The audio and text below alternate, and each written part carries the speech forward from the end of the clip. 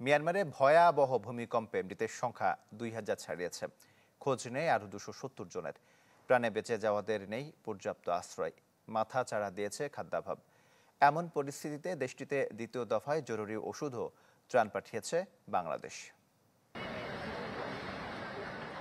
এত মানুষের মৃত্যু যেমন কষ্ট দিচ্ছে, তার চেয়ে বেশি ভোগাচ্ছে মরদেহের পচা দুর্গন্ধ।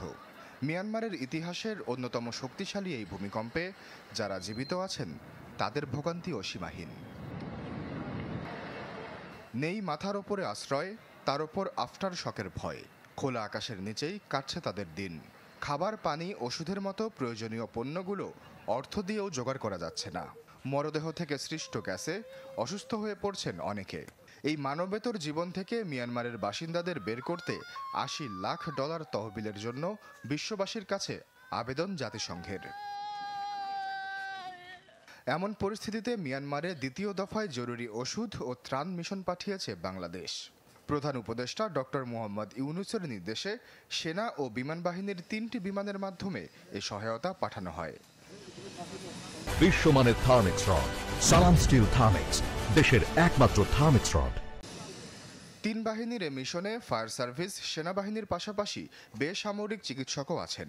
উদ্ধারকারী ও চিকিৎসকের মোট সংখ্যা 55 জন। অতিরিক্তভাবে 3টি বিমানে 37 জন ক্রু আছেন। রেশন, স্বাস্থ্যসেবা, যোগাযোগ ও রান্নার সরঞ্জাম বহন করছেন তারা। এছাড়াও ক্ষতিগ্রস্তদের জন্য 2.5 টন শুকনা খাবার, 2.5 টন পানি, 4 টন ওষুধ, 1 টন স্বাস্থ্যবিধি পণ্য এবং 1.5 টন তাঁবু পাঠানো হয়েছে। 55 সদস্য বিশিষ্ট বাংলাদেশ সহায়তাকারী দল সেনাবাহিনীর কর্নেল মোহাম্মদ শামীম ইফতেখারের নেতৃত্বে মিয়ানমারের ক্ষতিগ্রস্ত এলাকায় উদ্ধার অভিযান ও জরুরি চিকিৎসা সহায়তা প্রদান করবে। 34 সদস্য বিশিষ্ট উদ্ধারকারী দলের মধ্যে বাংলাদেশ সেনাবাহিনীর 21 জন, নৌবাহিনীর 2 জন, বিমান বাহিনীর 1 জন এবং ফায়ার সার্ভিস ও সিভিল ডিফেন্সের 10 জন সদস্য রয়েছেন। এর আগে গেল রোববার প্রধান উপদেষ্টার নির্দেশে মিয়ানমারে বাংলাদেশ সেনাবাহিনীর নেতৃত্বে জরুরি ভিত্তিতে প্রথম দফায় ত্রাণ সামগ্রী এবং মেডিকেল টিম পাঠানো হয়। আশ্বাস চৌধুরী, চ্যানেল 24।